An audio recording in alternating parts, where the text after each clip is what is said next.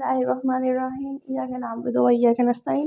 अच्छा मेरे बेटे, कल हम लोगों ने डिस्कस की थी एडिक्शन ड्रग्स। आज हम लोग डिस्कस करेंगे एंटीबायोटिक्स। रिकॉर्ड तो मैं एक ही दिन में वीडियोस कर रही हूँ और ना ही मैं एक दिन में आज अपलोड करूँगी, लेकिन जिस तरह से हम लोगों ने अपनी रफ्तार चलाई हुई है। अच्छा बच्चों, आज हम लोग डिस्कस करेंगे एंटीबायोटिक्स। What is antibiotics? तो मेरे बेटे, हमारे पास एंटीबायोटिक्स ऐसी ड्रग्स होती हैं, ऐसी मेडिसिन होती हैं जो किल करती हैं या मार देती हैं, रिटार्ड करती हैं, रोकती हैं किसको? बैक्टीरिया को। बैक्टीरिया की क्या चीज़ किल करती हैं, रिटार्ड करती हैं? उनकी ग्रोथ यानी उनकी रिप्रोडक्शन। उसके अलावा ये एंटीबायोटिक्स कैसे बनती है, प्रोड्यूस होती है? हमारे माइक्रो ऑर्गेनिजम्स होते हैं, बैक्टीरिया या फंजाई के, उधर से इसको प्रोड्यूस कराया जाता है। अब इनका यूजेस क्या है? अच्छा, ये ट्रीट किए जाते हैं हमारे पास जो मुख्तलिफ बैक्टीरियल इन्फेक्शन हमें होते हैं, उसके लिए इसको हम लोग यूज़ करते हैं। ये ट्रीटमेंट इसका इसलिए किया जाता है। उसके अलावा एंटीबायोटिक्स मेरे बेटे हमारे पास दो किस्म की होती है। एक होती है बैक्टीरियोसाइडल और दूसरी होती है बैक्टीरियोस्टैटिक्स। बैक्टीरियोसाइडल जो है वो हमारे पास बैक्टीरिया को किल करती है, और जो बैक्टीरियोस्टैटिक है वो उसकी ग्रोथ को स्टॉप करती है, किसकी? बैक्टीरिया की।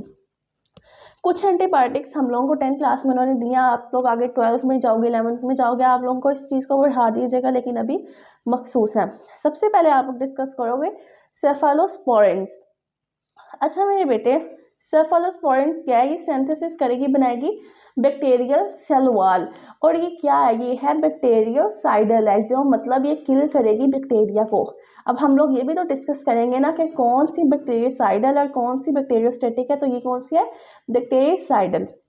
उसके अलावा हम लोग इससे क्या क्या ट्रीट करा सकते हैं? इससे हम न्यूमोनिया ट्रीट करा सकते हैं, सोर थ्रोट, टॉन्सिस जो होते हैं हमारे पास, और ब्रोंकिटिस का जो इश्यूज है हम लोग वो ट्रीट कर सकते हैं। उसके बाद जो हमारे पास नेक्स्ट आएगी वो है टेट्रासाइक्लिन्स। अच्छा बच्चों, टेट्रासाइक्लिन्स क्या है? मैं कैमरा थोड़ा ठीक कर दूंगी। अच्छा बच्चों, एक सेकंड। अच्छा बच्चों, टेट्रासाइक्लिन क्या है? टेट्रासाइक्लिन हमारे पास एक ऐसी एंटीबायोटिक है जो ब्रॉड स्पेक्ट्रम है, यानी वो भी बैक्टीरियोस्टैटिक ही है।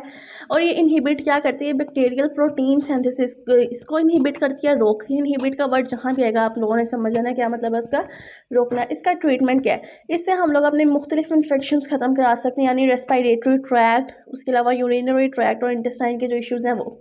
अब कौन से वही लोग हैं जिनको आप लोगों ने टेट्रासाइक्लिन्स नहीं देनी? वो है हमारे पास हमारे बच्चे जो हमारे 8 साल की उम्र से पहले के बच्चे हैं, और उनके ऊपर एक ऐसा पीरियड आएगा जिसमें उनका दांत बनते होंगे, या आप लोग कह लो जिसमें उनके दांत निकल रहे होंगे, उसमें हम लोगों ने उनको क्या नहीं देनी?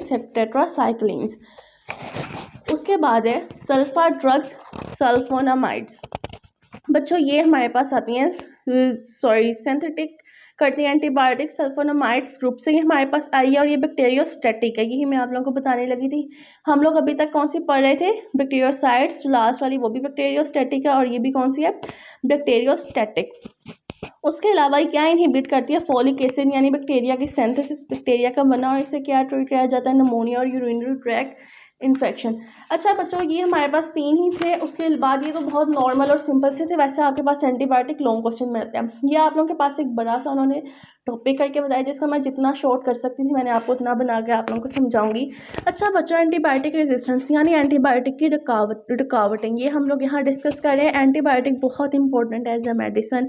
कुछ बैक्टीरिया लेकिन वो अपने आगे रेजिस्टेंस बच्चे पैदा कर लेते हैं। रेजिस्टेंस से क्या मतलब है? यानी रुकावट।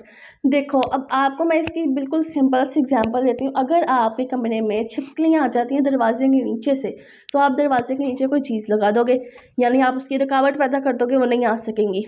यहाँ जब हम अपने कमरों में एसी लगाते हैं तो हम लोग मोस्टली कहा जाता है कि दरवाजे के नीचे से हवा आ जाती है, तो हम दरवाजे के नीचे कोई चीज़ रख लेंगे कि हमारी हवा बाहर न जाए, यानी हम रुकावट पैदा कर देंगे। इसी तरह से बैक्टीरिया को भी इतनी अकल होती है, और वो क्या करते हैं? एक डिवेलप करते हैं रेजिस्टेंस यानी रुकावट, यानी ऐसे बैक्टीरिया जिनके ऊपर हमारी एंटीबायोटिक इफेक्ट फिर नहीं करेगी। क्यों? क्योंकि उन्होंने बहुत से अपने रास्ते निकाल लिए होते हैं, अपनी रुकावटें पैदा करते हैं, बहुत सी ज़्यादा रुकावटें पैदा कर लेते हैं। तीसरे नंबर पे वो क्या करते हैं? वो एक जीन ट्रांसफ़र करते हैं, जिनकी क्या ड्यूटी होती है? वो किस चीज़ के रिस्पॉन्सिबल है कि उन्होंने एंटीबायोटिक के रेजिस्टेंस बन के काम करना है। ये होगी पहली रुकावट कि हमारे पास बैक्टीरिया ही बहुत मसले क्रिएट करते हैं। और दूसरी हमारे पास जो रीज़न है वो देखो बच्चों ये है कि अगर हम लोग मेडिसिन लेते हैं एंटीबायोटिक की, ठीक है, वो हम लोगों ने अपनी ज़्यादा कर दी, लेकिन जो हमारे पास डिज़ीज़ है वो वायरस से कॉज हुई है। वो हमारे पास कोई भी ऐसी डिज़ीज़ नहीं है जो बैक्टीरिया से, वो है ही वायरस से। तो ये हमारे पास बहुत ही सीरियस और ग्रोइंग मसला बनना शुरू हो गया बाद में, ठीक है, क्योंकि वो मरीज़ नहीं ठीक हो रहे थे, वायरस से मसला है तो उसने एंटीबायोटिक से तो नहीं ना ठीक होना। अब जब ये ज़्यादा मसला बना तो फिर हम लोगों ने सोचा कि अब हम लोग वायरस के लिए भी कोई चीज़ निकाल दें कि हमारे पास जो जितनी भी डिज़ीज़ हैं जो वायरस से हुई हैं, जो हमारे पास पेशेंट्स हैं जो वायरस से डिज़ीज़ उनको हुई है, हम उनके लिए मसला कोई निकाल दें कि उन्होंने कैसे ठीक होना है।